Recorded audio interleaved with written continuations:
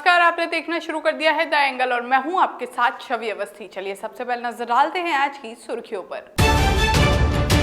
प्रधानमंत्री नरेंद्र मोदी 23 अक्टूबर से संभालेंगे बिहार चुनाव की कमान, 12 जनसभाओं को करेंगे संबोधित। मुख्यमंत्री अशोक गहलोत ने दी 59 नई ग्राम सेवा सहकार समितियों के गठन को मंजूरी, 30,000 से अधिक किसानों को होगा फायदा। प्रदेश में नगर निगम चुनाव की हलचल तेज, कांग्रेस स्क्रीनिंग कमेटी ने पैनल को भेजे उम्मीदवारों के नाम, 18 अक्टूबर को आ सकती है सूची। शारदीय नवरात्रा कल से होंगे शुरू, घर घर होगी घट स्थापना, कोरोना की वजह से नहीं खुलेंगे मंदिरों के पट। बिहार में विधानसभा चुनाव को देखते हुए प्रधानमंत्री नरेंद्र मोदी की वहां पर होने वाली सभाओं के कार्यक्रम तय हो गए हैं। पीएम मोदी बिहार में कुल 12 चुनावी जनसभाओं को संबोधित करेंगे। प्रधानमंत्री की 23 तारीख को सासाराम में और दूसरी गया में और तीसरी भागलपुर में रैली होगी। 28 अक्टूबर को दरभंगा में पहली, दूसरी मुजफ्फरपुर में और तीसरी रैली पटना में होगी। 1 नवंबर को पीएम मोदी की पहली रैली छपरा, दूसरी पूर्वी चंपारण और तीसरी रैली समस्तीपुर में होगी। वहीं 3 नवंबर को प्रधानमंत्री मोदी की पहली रैली चंपारण, दूसरी सहरसा और तीसरी अररिया में होगी।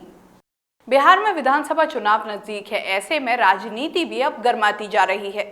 भाजपा के नेता अब लोक जनशक्ति पार्टी और चिराग पासवान के खिलाफ खुलकर बयान दे रहे हैं। केंद्रीय मंत्री प्रकाश जावड़ेकर ने कहा कि लोजपा के राष्ट्रीय अध्यक्ष भाजपा के बड़े नेताओं का नाम लेकर लोगों को भ्रमित कर रहे हैं। लोजपा बस एक वोट कटवा पार्टी बनकर रह गई है। बिहार विधानसभा चुनाव 2020 में चिराग ने नीतीश कुमार के नेतृत्व को अस्वीकार करते हुए एनडीए से अलग राह पकड़ ली है। हालांकि वे केंद्र की सरकार में एनडीए के साथ हैं। वे बार बार पीएम मोदी का नाम लेकर नीतीश कुमार पर हमला बोलते रहे हैं। दिल्ली विश्वविद्यालय के कॉलेजों में उच्च कट ऑफ जाने पर मुख्यमंत्री अरविंद केजरीवाल ने चिंता व्यक्त की है। इस संदर्भ में मुख्यमंत्री अरविंद केजरीवाल ने कहा कि उन्होंने केंद्रीय शिक्षा मंत्री रमेश पोखरियाल निशंक को पत्र लिखकर दिल्ली विश्वविद्यालय अधिनियम में संशोधन करने का अनुरोध किया है, ताकि महानगर में और अधिक कॉलेज तथा विश्वविद्यालय स्थापित किए जा सके। एक ऑनलाइन मीडिया ब्रीफिंग को संबोधित करते हुए केजरीवाल ने कहा कि छात्रों को उच्च शिक्षा के अधिक अवसर प्रदान करने के लिए दिल्ली में और कॉलेज बनाए और विश्वविद्यालय खोलने की आवश्यकता है। सुप्रीम कोर्ट ने दिल्ली एनसीआर में पराली से होने वाले वायु प्रदूषण के लिए एक कमेटी गठित की है। पराली से प्रदूषण रोकने के लिए निगरानी समिति के तौर पर पूर्व न्यायाधीश मदन बी लोकुर की नियुक्ति की गई है। लोकुर कमेटी पराली जलाए जाने की घटनाओं को संबंधित रिपोर्ट पर हर पखवाड़े रिपोर्ट सुप्रीम कोर्ट को सौंपेगी। Chief justice एस.ए. बोबड़े की अध्यक्षता में 3 जजों की बेंच ने आदेश दिया कि दिल्ली और पर्यावरण प्रदूषण प्राधिकरण के सभी अधिकारी जस्टिस लोकुर कमेटी को रिपोर्ट सौंपेंगे।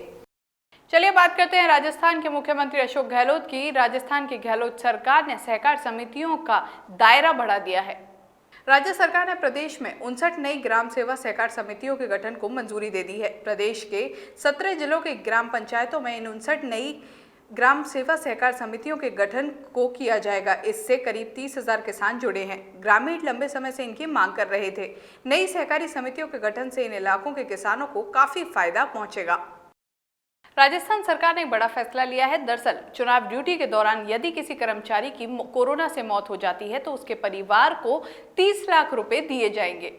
मुख्यमंत्री अशोक गहलोत ने राजस्थान सिविल सेवा पेंशन नियम 1996 के तहत नियम 75(2) में संशोधन कर इसको मंजूरी दे दी है।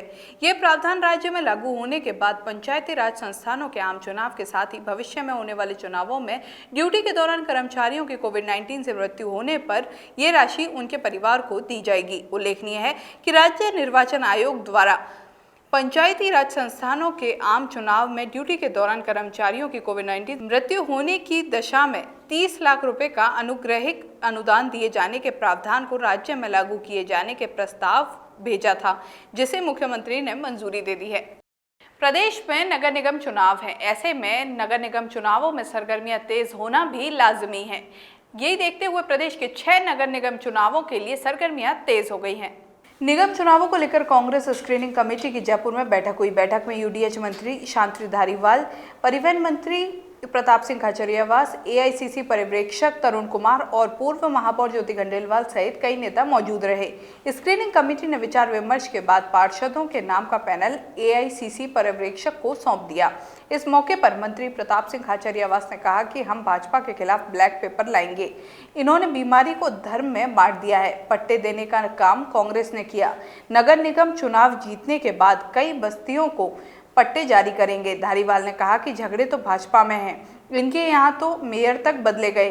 चुनावों के तहत 21 अक्टूबर तक तीनों के अलग अलग घोषणा पत्र जारी किए जाएंगे। उन्होंने कहा कि 2 दिन में प्रत्याशियों की सूची जारी कर देंगे।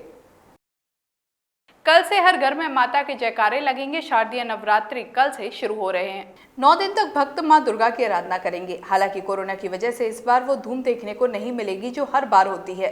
कोरोना की वजह से देश के बड़े मंदिर नहीं खुलेंगे और लोग घरों में ही माता की पूजा करेंगे।